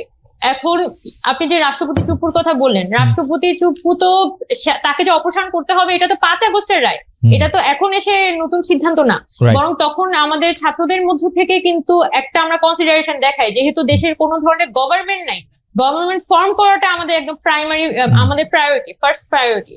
এবং গভর্নমেন্ট ফর্ম করার পরবর্তীতে যখন মানব জমিনে রাষ্ট্রপতি চুপ্পু উনি যখন এই তৎকালীন যে সাক্ষাৎকারটি দিয়েছিলেন, তখন আমাদের মধ্যে এই একটা কনসেন্সাস দাঁড়ায় যে আমরা আসলে এই রাষ্ট্রপতিকে বর্তমানে আর চাই না এবং তাকে পদত্যাগ করানোটা খুবই গুরুত্বপূর্ণ। কিন্তু এই যে যখন আমরা বলছি যে এটা চাই না, আমরা কিন্তু ওই জায়গায় থেমে যাইনি বা আমরা রাস্তা দখল করে যা ইচ্ছা তা করে বেড়াইনি। আমরা কিন্তু পলিটিক্যাল অর্গানাইজেশন গুলোর সাথে বসেছি, সবার সাথে এখানে কথা বলে এখানে একটা জাতীয় ঐক্যমত প্রতিষ্ঠা করার চেষ্টা করেছি, যেটাকে আমরা যখন আহ্বায়ক কমিটি তৈরি করি তখন আমরা এই কথাটাই বলেছি যে জাতীয় ঐক্যমতটা গুরুত্বপূর্ণ। এই জায়গাটাই এখনো পর্যন্ত আমরা ফোকাস করছি যে এখানে রাষ্ট্র এখন যে পরিস্থিতির মধ্যে আছে সেটাকে টিকিয়ে রাখতে হলে তাকে যদি আমার মূলত সংস্কারমূলক জায়গায় নিয়ে যেতে হয়, তাহলে কিন্তু ন্যাশনাল একটা ইউনিটি, সকল পলিটিক্যাল পার্টি বলি, ছাত্র জনতা বলি, আমাদের বৈষম্যবিরোধী ছাত্র আন্দোলন, সকলের মধ্যে কিন্তু একটা অন্তত ন্যাশনাল ইউনিটি তৈরি করাটা খুব গুরুত্বপূর্ণ এবং এটাই কিন্তু সকলেরই আসলে ফোকাল পয়েন্ট হওয়া উচিত। আর ছাত্র আন্দোলন তার মানে আপনি রাষ্ট্রপতি চুপ্পুর কথা বলছিলেন যে তো আপনারা যে অপসারণটা প্রয়োজনীয় বলে মনে করতেছেন সেইটা ডক্টর ইউনূসের সরকার সেটি মনে করতেছে না, এইটা কি আপনাদের মধ্যে এক ধরনের দূরত্ব সৃষ্টি করতেছে? এখন ডক্টর ইউনূসের সরকার তারা যেভাবে করে সিদ্ধান্ত নিচ্ছে, তারা বিভিন্ন ধরনের পার্টির সাথে বসছে, তাদের একটা নিজস্ব মেকানিজম আছে যে ফরম্যাটে তারা একটা সিদ্ধান্তে পৌঁছায়। এখন আমি নিজে যেহেতু গভর্নমেন্টের অতটা কি বলা যায়, গভর্নমেন্ট কিভাবে কি সিদ্ধান্ত নিচ্ছে সে ব্যাপারে আমার আইডিয়া খুব বেশি নাই, বরং গভর্নমেন্টের যে ছাত্ররা আছে তারা সব থেকে বেটার বলতে পারবে এই প্রসঙ্গে। বরং আপনাদের কি এখন এরকম মনে হচ্ছে না তিনি আমার কথা শুনলেন না, তিনি শুনলেন ভুট্টো সাহেবের কথা? না, এই ফর্মে কেন হবে? মানে যেটা আপনি বলতে যাচ্ছেন যে এখানে আমরা এদের মধ্যে একটা অভিমানমূলক সম্পর্ক কাজ করছে, বিষয়টা এমন না। আপনি যদি ওভারঅল হিসাবটা দেখেন, সাধারণ যখন একটা অভ্যুত্থান হয়, মানে অভ্যুত্থান জিনিসটা কি, আগের বিদ্যমান যত সিস্টেম, বিদ্যমান যত ধরনের বন্দোবস্ত সেটা চেঞ্জ হয়ে একটা নতুন কিছুর থেকে একটা নতুন ধরনের সেটেলমেন্ট আসে এবং আমরা আসলে সেই নতুন সেটেলমেন্টটাকে সার্ভ করতে চাই, এটা আমাদের পারপাস। এখন অনেক সময় অনেক ঘটনা হয়তো রাষ্ট্রের মধ্যে ঘটনা সম্ভব হয় না, কিন্তু কথাটা বলে যাওয়া গুরুত্বপূর্ণ। আমরা যে অভ্যুত্থানকে এখনো পর্যন্ত হোল্ড করি এবং জুলাই যে এখনো পর্যন্ত জীবিত আছে, মানুষের মধ্যে যে জুলাইয়ের আকাঙ্ক্ষাটা এখনো আছে, আওয়ামী লীগ এসে হাইকোর্টে আওয়ামী লীগের আইনজীবীরা এখানে শেখ হাসিনা সরকার বারবার দরকার এই ফর্মে স্লোগান দিয়ে যাবে, আর আমি তখন গণতন্ত্রের কথা বলে যাব।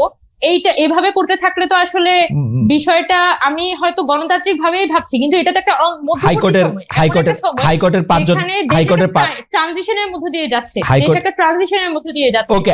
Awami League without any remorse, তাদের মধ্যে ন্যূনতম একটা বলা যায় যে একটা ক্ষমা, মানে কি বলা যায়, একটা রিমোর্স নেই একটা দলের মধ্যে, এই লেভেলের বেহায়া। তাদের ক্ষেত্রে আপনি কি করতে পারেন? তারাই তো উল্টা আমাদেরকে বারবার এক ধরনের অসহায়তার মধ্যে ফেলে দিচ্ছে যে বারবার আমাকে আওয়ামী লীগকে নিয়ে ভাবতে হচ্ছে, এমন ধরনের ট্র্যাপ, এমন ধরনের আসলে বারবার বিরক্তি তৈরি করছে, মানুষের জন্য বিরক্তি তৈরি করছে আওয়ামী লীগ। হ্যাঁ, রাইট।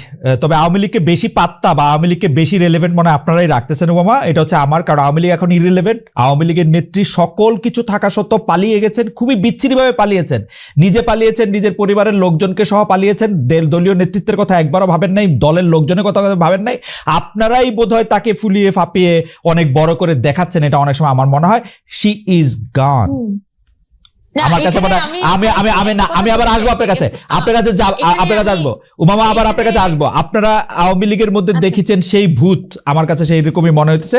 যাই হোক, আমি একটু আমি এখানে ইন্টারভিউ করতে চাই ভাই, যে 20 সেকেন্ড বলেন, 20 সেকেন্ড হচ্ছে যে এলাকা পর্যায়ে হুম, যদি আপনি যান, আমি যদি ঢাকার পরিস্থিতি দেখি তাহলে জিনিসটা একরকম লাগে, হুম। কিন্তু এলাকা পর্যায়ে এখনো পর্যন্ত যে নেতাকর্মীরা ছিল তারা ওপেনলি ঘুরে বেড়াচ্ছে বা ঘরের মধ্যে বসে আছে, তাদেরকে গ্রেফতার করা হচ্ছে না, এবং স্থানীয় ভাবেও কিন্তু তো এলাকা পর্যায়ে মানুষজন বলছে তো যে আওয়ামী এখানে লীগ আসলে বাংলাদেশে মানে তারা খুবই ওপেনলি ফ্রিলি ঘুরে বেড়াচ্ছে। বাংলাদেশে তো আমি তো দিন শেষে তো এখানে আওয়ামী লীগের বিরুদ্ধে মানুষ একত্রে হয়েছিল, এই বা- কথাটা আমাদের মাথায় রাখতে হবে। বাংলাদেশের এটা আওয়ামী লীগের বিরুদ্ধে একটা অভ্যুত্থান হয়েছে। বাংলাদেশের 30% লোক আওয়ামী লীগ করতে পারে। আওয়ামী লীগের বিরুদ্ধে না একীভূত হয়েছিল 15 বছর শেখ হাসিনার স্বৈর শাসনের বিরুদ্ধে একীভূত হয়েছিল এবং সেটাতে বিজয় লাভ হয়েছে, এবং সেই বিজয় আওয়ামী লীগের লোকজন ঘোরাফেরা করা, মানে আপনি কি সব আওয়ামী লীগের লোককে নিয়ে জেলে ভরে দিবেন?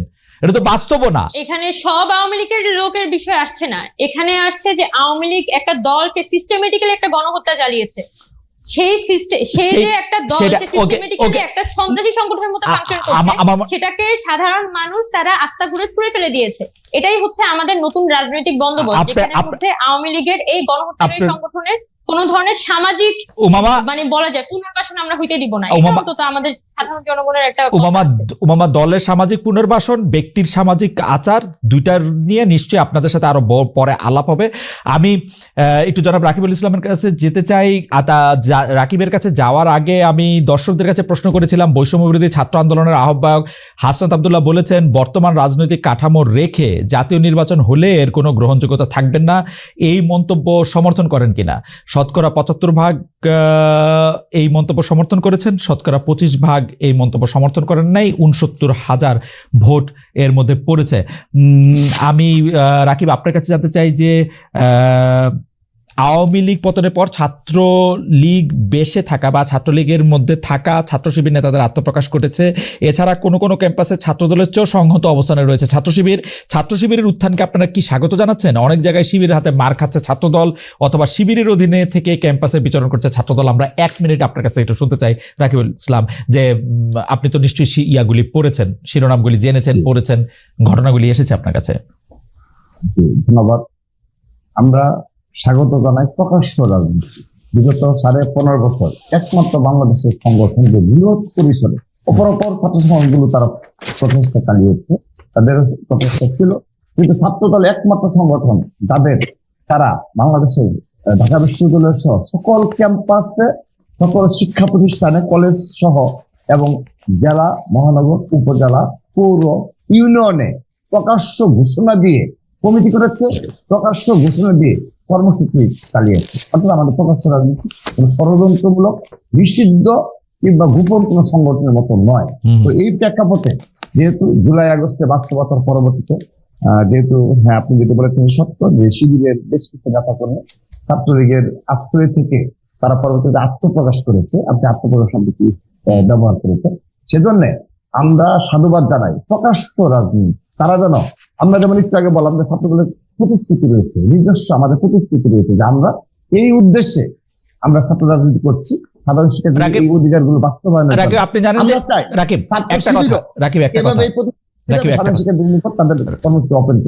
একটা কথা, আমাদের এই অনুষ্ঠানটি চ্যানেল 24-এ দেখানো হয়, কিন্তু চ্যানেল 24 এখন তার নিয়মিত খবর পরিবেশনের জন্য চলে যাবে। আমরা আরো কিছুক্ষণ থাকবো আপনাদের সঙ্গে, এবং দর্শকরাও আছেন অনেকে আমাদের সঙ্গে, সেজন্য এটা নিয়ে কথা চালিয়ে যাব। অর্থাৎ আমি যে প্রশ্নটি আপনাকে করতে চাই, ছাত্র দল ছাত্র শিবিরকে মানে আধিপত্যের জায়গা থেকে শত্রু মনে করে কিনা যে ছাত্র শিবির? খালিদ ভাই, আমি আবারও বলছি, আপনি হয়তো বলতে পারেন যে পলিটিক্যাল কোনো বক্তব্য কিনা, পলিটিক্যাল বক্তব্য না। আমরা আধিপত্য শব্দটি বিলুপ্ত করেছি। আধিপত্য, দখল, এই ধরনের শব্দের সাথে আর পরিচিত নয়। আমরা তাদেরকে আবারও আহ্বান জানাচ্ছি, আপনার এই অনুষ্ঠানের মাধ্যমে ছাত্র শিবিরকে সরাসরি আহ্বান জানাচ্ছি, তারা যেন সকল ক্যাম্পাসে তাদের প্রকাশ্য কমিটি থাকবে, প্রকাশ্য কার্যক্রম থাকবে, কিন্তু হল পর্যায়ে গোপনে রাতের অন্ধকারে তারা জেনারেল স্টুডেন্টদের তাদের সাংগঠনিক কার্যক্রম দাওয়াত দিবে কিংবা তৎপরতা চালাবে, এটি কিন্তু সাধারণ শিক্ষার্থী ভালোভাবে নিবে না। একাডেমিক ইন্টারেস্টে একটা প্রশ্ন জানতে চাই যে আপনার কাছে কি মনে হয় যে বিভিন্ন শিক্ষা প্রতিষ্ঠানে শিবিরের সমর্থক কত ভাগ রয়েছেন শতকরা, যখন তারা প্রকাশ্যে রাজনীতি করতে পারছেন সেই সময়টায় আর কি? আমরা হিস্টোরিক ভাবে জানি যে হ্যাঁ, আমি এটি আমাকে অ্যানালাইসিস বলি। আমি ইতিমধ্যে সারা বাংলাদেশে প্রায় 60টির মতো শিক্ষা প্রতিষ্ঠানে এই বিগত 2 মাসে আমি গিয়েছি। এছাড়া আমাদের সাধারণ সম্পাদক সহ আমাদের এরকম আমাদের ইতিমধ্যে আমরা হিসাব করেছি প্রায় 1000-এর অধিক শিক্ষা প্রতিষ্ঠানে ছাত্রদল ইতিমধ্যে পদচারণা করেছে, তাদের কার্যক্রম পরিচালনা করেছে। তো আমরা যে দৃষ্টিতে থেকে তাকে গোপন, তো গোপন সম্পর্কে মানুষের একটা আগ্রহ থাকে, কিংবা যেমন আপনিও একটা অ্যানালাইসিস বিশ্লেষণ করছেন, তো সেজন্য আমরা ওপেন হওয়ার আহ্বান জানাচ্ছি। তো আমি বলতে চাই, তাদের হয়তো কয়েকটি শিক্ষা প্রতিষ্ঠানে তাদের কার্যক্রম আগে থেকেই ছাত্রলীগের প্রশ্রয় থেকে তারা কার্যক্রম, তাদের সাংগঠনিক কার্যক্রম তৎপরতা চালিয়েছে, তাদের নেতাকর্মী রয়েছে। কিন্তু আমরা আমাদের কনফিডেন্স নিয়ে রাজনীতি করি। অপর কোন সংগঠন কি করলো এসব আমরা হিসেব করে রাজনীতি করি। ছাত্রদলের সময়ময় উদ্ভাসিত ছিল। আগামীতেও ইনশাআল্লাহ বাংলাদেশের সাধারণ শিক্ষার্থীদের মুখপাত্র হিসাবে ছাত্রদল প্রতিটি ক্যাম্পাসে রাজনীতি করে যাবে ইনশাআল্লাহ। ওকে, এটি এই পর্যায়ের শেষ প্রশ্ন আপনার জন্য। ছাত্রদলের কমিটি করার জন্য কি আপনি টাকা নেন? জি, ধন্যবাদ। বিগত সময়ে আমাদের কমিটির জন্য টাকা দেবে এই অবস্থা ছিল না, কারণ আপনি দেখেছেন 3টি নির্বাচনের পর যখন এই 28 অক্টোবর থেকে 7 জানুয়ারি যে ধরনের একটি মেসাকারময় একটি নির্বাচন হলো, আমাদের অধিকাংশ নেতাকর্মীদের গ্রেপ্তার করলো, 40,000 নেতাকর্মী। আপনি সেই দিনগুলো ভুলে যাওয়া যাবে না। সেই দিনগুলো এই 7 জানুয়ারি আমরা শুধু আন্দোলনে ছিলাম। অতঃপর মার্চ মাসে আমার কমিটি দিল, এরপর তাকে কোনো কমিটি করতে পারিনি, জাস্ট কেন্দ্রীয় সংসদীয় কমিটি ছাড়া। আর তো কমিটি করতে পারেন আন্দোলনের মধ্যেই, তো এই আন্দোলনের জীবন কাটালাম। টাকা নেওয়ার কষ্টটা তো আসেই না, কারণ আমার কমিটি তো করিনি। আচ্ছা, আর কমিটি করলে টাকা নেবেন কিনা নিশ্চিত করছি। শুধু আমি নয়, আমার কথা তো বাদে, আমি তো আবারও বলছি, আমার বিরুদ্ধে কিন্তু গুরুতর কোনো অভিযোগ আসে, আমি আমার এই পদ থেকে জনাব রাকিব ইসলাম, আপনাকে অনেক ধন্যবাদ। আপনাকে অনেক ধন্যবাদ। আমার সংগঠনের কথাটা বলি, আমার সংগঠনের কথাটা, যেহেতু আমি সংগঠনের সভাপতি হিসাবে আমি কনফিডেন্স সহকারে এগুলো বলতে পারছি, যেহেতু আমার সংগঠনের কোন নেতা কর্মী টাকার বিনিময়ে বাংলাদেশে একটি কমিটি হবে না ইনশাআল্লাহ। রাকিব ইসলাম, আমার অভিজ্ঞতা আমি বলতে পারি, আপনি টাকা না নিলে, আপনার নেতা টাকা না নিলে, আপনার অভিভাবক টাকা না নিলে, সংগঠক টাকা না নিলে কারোর সাহস নাই টাকা নিয়ে কোনো কিছু করবে। সেটি আপনি না নিলে এটা সম্ভব না। আমরা অতীতে দেখেছি ছাত্রলীগের সভাপতিরা টাকা নিয়েছেন বলেই, ছাত্রলীগের সভাপতিরা আবার সেই টাকা আওয়ামী লীগের নেতৃত্বকে পৌঁছে দিয়েছেন বলেই অন্যান্য জায়গায় টাকার বাণিজ্য করা সম্ভব হয়েছে। এটা আমাদের অভিজ্ঞতা সেটি বলে।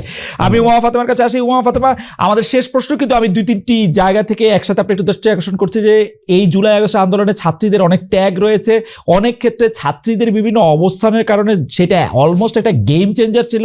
কিন্তু আমরা ছাত্রীদেরকে, বা আমরা যে নারী ছাত্রী বলি, মেয়ে ছাত্র বলি, তাদের আসলে বড় কোনো উপস্থাপন দেখি নাই।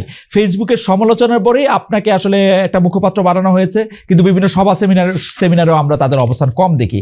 পাশাপাশি আমরা এই অন্তর্বর্তী সরকারের 100 দিনের মধ্যে আমরা দেখেছি যে পোশাকের জন্য নারীরা হেনস্থার শিকার হয়েছেন, অভিনেত্রীরা তাদের পেশার অংশ হিসাবে কোনো জায়গায় উদ্বোধন করতে গেলে সেটার মধ্যে বাধা দেওয়া হয়েছে।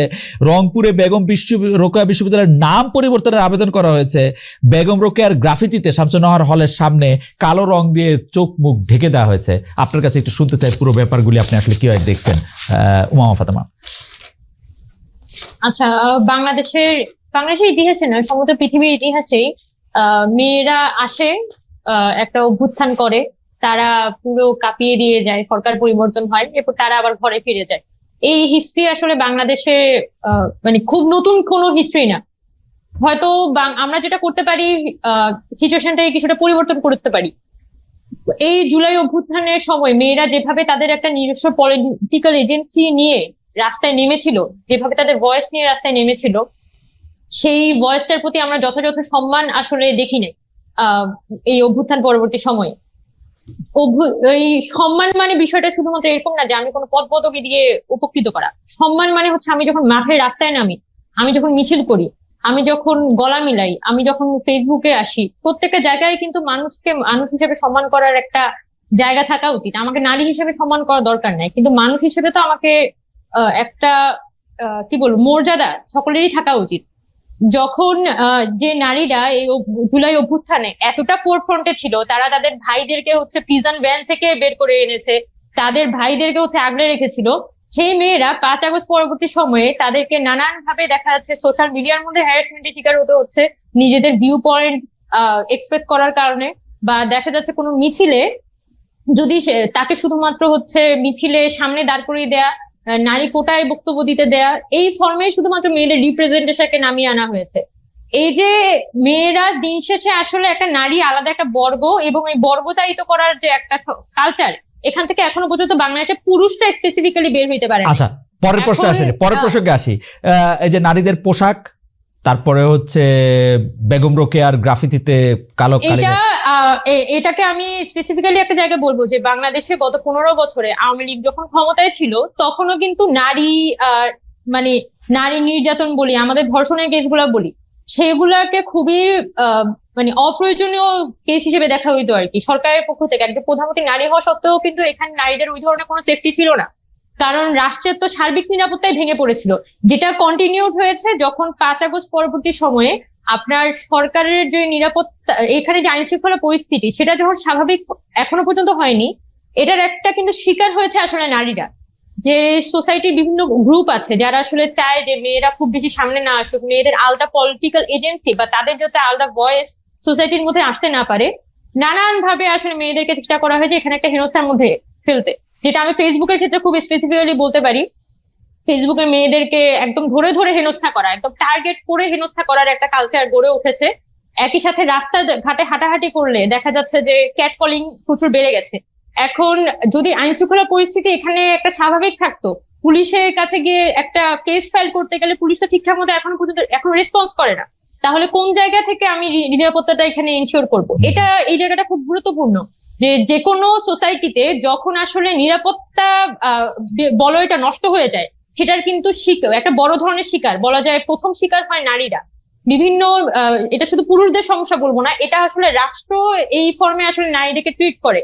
এবং যখনই আচ্ছা যাই হোক, আমি অনেক থিওরিটিক্যাল আলাপে চলে যাচ্ছি, কিন্তু আপনি যে কথাগুলো বলছেন সে সবকিছুই কিন্তু আসলে এই সোসাইটির একদমই ডিপ রুটেড একটা সমস্যা। এটা শুধুমাত্র 5 আগস্ট পরবর্তী সময় উৎপত্তি হয়েছে বিষয়টা এরকম না, বরং 5 আগস্ট পরবর্তী সময়ে আমাদের একটা সুযোগ এসেছে এটাকে সমাধান করার, এবং সমাধান করা সম্ভব নারীদেরকে সামনে নিয়ে এসে তাদের পলিটিক্যাল এজেন্সিটাকে, তাদের যে একটা পার্টিসিপেশন আছে পলিটিক্স এর মধ্যে, সেটাকে আরো বেশি আমাদের হাইলাইট করে, এবং রাজনীতির মধ্যে যে ব্যাটাগিরি, রাজনীতির মধ্যে যে ধাক্কাধাক্কি করতে হয় ব্যাটাদের মতো, এই জায়গাটা থেকে বের করে আনতে হবে। রাজনীতিকে এই টোটাল ব্যাটাগিরি থেকে বের করে আনাটা খুব গুরুত্বপূর্ণ। এবং আমি যখন আমাকে নারী হিসেবে মুখপাত্র করা হয়েছে, এটা আপনি বলছেন যে আমাকে একটা কোটার মধ্যে মুখপাত্র করা হয়েছে, আমাকে যখন এসে তারা অফার করেছে যে আপনি মুখপাত্র হবেন কিনা, আমি সরাসরি বলেছি যে আচ্ছা যদি আমাকে সুইটেবল মনে হয় তাহলে তো রাখতে আমার কোনো সমস্যা নেই। কিন্তু আমার মাথায় যেটা স্পেসিফিক্যালি ছিল যে এই যে মেয়েরা এভাবে এই অভ্যুত্থানের মধ্যে সামনে এসেছে, তারা তো এখন অভ্যুত্থানের কোথাও নেই। এখন আমিও যদি এখানে হারিয়ে যাই তাহলে তো ঘটনাটা আসলে কিছুই ঘটবে না, বরং আমি এখানে সামনে এসেছি যে মেয়েদের যে একটা পলিটিক্যাল ভয়েস আছে, not only voice, it's a political voice আছে, এইটা সমাজের সামনে উপস্থাপন করাটা খুব জরুরি। এটাকে আমাকে দূরে ঠেলে দিচ্ছে এটা বলে যে আমি দূরে সরে যাব, এইটাকে আমি প্রমোট করতে চাই না, এবং মানে কোথাও থেকে মানুষকে শুরু করতে হয়। উমামা ফাতেমা, আপনাকে অনেক ধন্যবাদ। আমার মনে হয় যে উমামা যে কথাগুলি বলেছেন শেষ দিকে এসে, তা আসলে সবার শোনা উচিত। নারীদের পলিটিক্যাল এজেন্সির ব্যাপারটা তিনি যদিও বলেছেন থিওরিটিক্যাল, কিন্তু অনেকটাই স্পষ্ট করেছেন, অনেকটা সামনে এনেছেন। আমার ধারণা যে বাংলাদেশে পরবর্তীতে যারা রাজনীতি করবেন, ছাত্র রাজনীতি হোক আর কেন্দ্রীয় রাজনীতি হোক, তারা এই বিষয়গুলি মাথায় রাখবেন।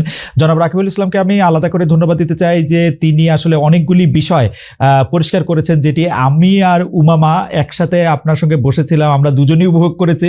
আপনি যা বলেছেন তা আমরা শুনেছি, যদি সত্যি তা হয় তাহলে আমরা একটা নতুন দিনের একটা রাজনীতি, অন্তত ছাত্র রাজনীতির একটা নিদর্শন আমরা দেখতে পাচ্ছি। জনাব রাকিবুল ইসলাম, আপনাকে অভিনন্দন। ভাই আজকে এত কমিটমেন্ট করছে, এই কমিটমেন্ট করার পরে, এই কমিটমেন্ট রাখতে হলে পরে কেউ ছাত্রদল করতে রাজি হবে কিনা আমার সন্দেহ আছে, তাহলে আমার লাভটা কি? তবে আমরা এটা অপেক্ষা করব। রাকিব, আমার জন্য এটি একটি অনন্য সাধারণ অভিজ্ঞতা ছিল। আপনি ছাত্রদলের সভাপতি হয়ে আপনি যে কথাগুলি বলেছেন, জোর দিয়ে বলেছেন, মন থেকে বলেছেন, আপনাকে অনেক ধন্যবাদ। দর্শক, আপনাদেরকেও আসলে আমি অনেক ধন্যবাদ এবং স্বাগত জানাতে চাই। অনেক দর্শক আমাদের সঙ্গে ছিলেন, প্রশ্ন করেছেন। উমামা এবং রাকিব, আমার মন থেকে আপনি আমার ধন্যবাদ জানবেন এবং অনেক শুভেচ্ছা। নিশ্চয়ই পরের অনুষ্ঠানে আমার সঙ্গে দেখা হবে। আপনাকে ধন্যবাদ।